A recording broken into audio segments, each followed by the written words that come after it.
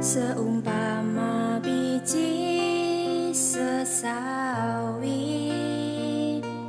yang di... Selamat pagi, saudara kasih Tuhan, kembali kita dalam renungan pagi hari ini dan tetap kita membahas akan soal tolak ketakutan. Kemarin kita telah melihat atau membaca firman Tuhan yang terdapat dalam 2 Timotius 1 ayat yang ke-7. Saya akan bacakan ulang buat saudara bahwa sebab Allah memberikan kepada kita bukan roh ketakutan, melainkan roh yang membangkitkan kekuatan, kasih, dan ketertiban.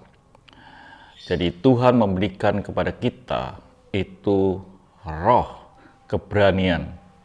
Jadi sudah kasih Tuhan, kalau kita ini mengalami ketakutan, berarti ada sesuatu yang sedang memberi di dalam hidup kita, sehingga kita memiliki ketakutan.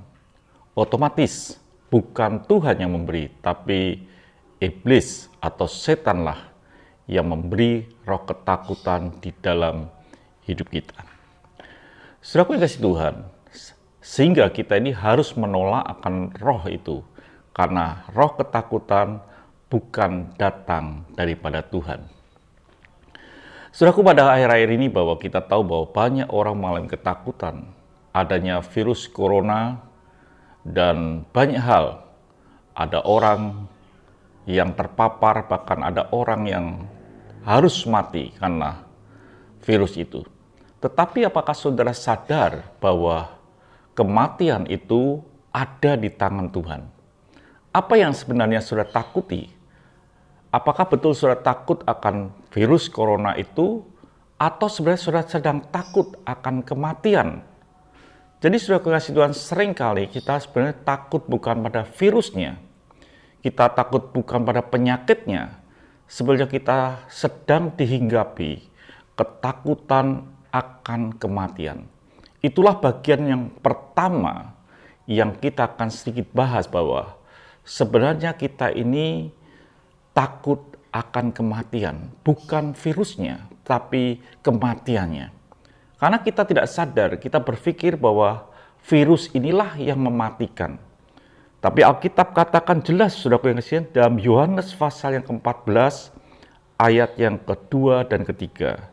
Dikatakan demikian, di rumah Bapakku banyak tempat tinggal, jika tidak demikian tentu aku mengatakannya kepadamu, sebab aku pergi ke situ untuk menyediakan tempat bagimu. Jadi, Yesus naik ke surga, dia berkata, di rumah Bapakku banyak tempat tinggal. Ada sesuatu yang Tuhan sedang persiapkan untuk saudara dan saya. Bahkan tegas dikatakan di dalam ayat yang ketiga, dikatakan, dan apabila aku telah pergi ke situ dan telah menyediakan tempat bagimu, aku akan datang kembali dan membawa kamu ke tempatku, supaya di tempat di mana aku berada, kamu pun berada. Artinya saudara kasih Tuhan, bahwa Tuhan menyediakan tempat dalam kehidupan kita di surga sana, dan kalau tempat itu sudah jadi, maka Tuhan datang akan menjemput kita, supaya di mana Tuhan ada, kita pun berada. Jadi saudaraku yang kasih Tuhan, apa sih yang sebenarnya kita sedang takuti di zaman-zaman saat ini? Sebetulnya yang kita takuti adalah kematian. Dan kematian itu pasti akan terjadi di dalam kehidupan kita. Jadi saudaraku yang kasih Tuhan, kita mesti ngerti bahwa ketakutan itu diciptakan, diberikan kepada hidup kita oleh kuasa si jahat. Dikatakan saudaraku, seorang hamba Tuhan besar, Paulus berkata di dalam Filipi 1 ayat yang 21, karena bagiku hidup adalah Kristus dan mati adalah keuntungan. Sesuatu yang jelas dikatakan kepada Paulus bahwa mati adalah keuntungan. Paulus tidak takut dengan kematian. Apapun yang terjadi dalam hidup ini, sebetulnya yang sedang kita rasakan adalah rasa takut akan mati.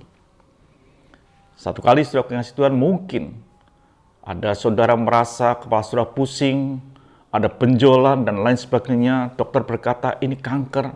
Apa yang saudara takuti? Kankernya, benjolannya, atau kematiannya?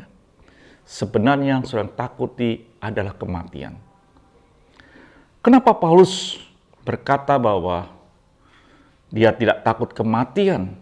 Bahkan dia berkata, kalau aku hidup, hidupku hanya untuk Kristus. Dan kalau aku mati adalah sebuah keuntungan. Karena Paulus yakin. Karena Paulus kenal akan Tuhan. Karena Paulus tahu akan Tuhan di dalam hidupnya. Orang yang takut akan Tuhan tidak akan takut dengan hal-hal yang lain. Dia hanya takut akan Tuhan. Dikatakan dalam Filipi 3 ayat 38. Malahan segala sesuatu kuanggap rugi karena pengenalan akan Kristus Yesus. Paulus merasakan bahwa semuanya rugi bagi dia setelah dia mengenal akan Kristus Yesus. Orang yang mengenal akan Kristus Yesus, orang itu akan bisa berdiri tegak dan berkata, semuanya aku anggap rugi karena aku mengenal akan Kristus Yesus. Di berikutnya Paulus berkata, Tuhanku lebih mulia daripada semuanya. Oleh karena dialah aku telah melepaskan semuanya itu dan menganggapnya sampah supaya aku memperoleh Kristus. Hidup saudara mengalami ketakutan karena saudara kadang tidak takut akan Tuhan. Paulus berkata bahwa semuanya aku lepaskan karena aku mengenal akan Tuhan. Jadi saudara, sebenarnya hal yang timbul dalam hati kita, rasa takut itu bukan pada virusnya. Rasa takut itu bukan pada penyakitnya. Rasa takut itu bukan pada penderitaannya. Rasa takut karena kita takut akan kematian. Kalau kita mengenal Tuhan dengan sungguh-sungguh dan kita memiliki rasa takut akan Tuhan, maka sesungguhnya kita ini adalah orang yang akan tidak takut akan apa yang lain. Itu saudara kasih Tuhan dalam hidup ini, kita mesti takut akan Tuhan. Jangan takut akan kematian. Karena Paulus berkata, mati adalah untung. Kalau saudara bisa seperti itu, saudara sedang mengenal Tuhan yang luar biasa. Ketakutan membuat kita tidak mengenal akan Tuhan. Kita ingat kisah yang telah saya sampaikan, bahwa Petrus berjalan di atas air, tapi ketika dia mengalami ketakutan, dia tidak sanggup melihat fokus lagi kepada Yesus dan dia tenggelam. Biarlah hidup kita adalah orang yang fokus, takut akan Tuhan, sehingga kita tidak takut dengan kematian. Tuhan memberkati, sampai jumpa esok pagi. Mari kita berdoa. Terima kasih Bapa dalam hidup ini. Kami tahu yang kami takutkan seringkali adalah bukan penyakitnya, tapi kematiannya. Tapi biarlah karena Engkau telah mati di kayu salib buat kami, menebus kami, dan Engkau menyediakan tempat buat kami. Dan kalau tempat itu jadi, Engkau pribadi akan menjemput kami. Terima kasih Bapa untuk kasih kemurahan-Mu. Dalam nama Tuhan Yesus Kristus kami bisa berdoa dan mengucap syukur. Amin. Tuhan memberkati, tetap semangat dalam Tuhan. Haleluya.